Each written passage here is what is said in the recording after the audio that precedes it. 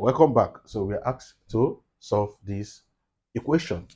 So when you look at the equation, we have 1 over 6 ln 5x equals 2.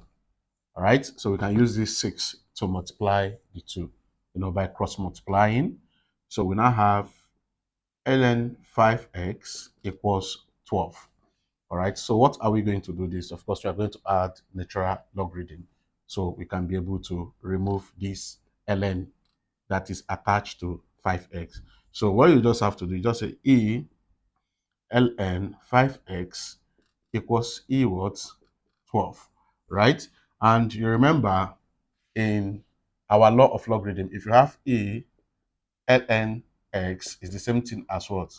As x. So if we apply it here, so this is going to be 5x equals e power 12, right? So how do we get x? Divide both sides by 5. Divide both sides by 5. So x is going to be 32,550.95 and so on and so forth.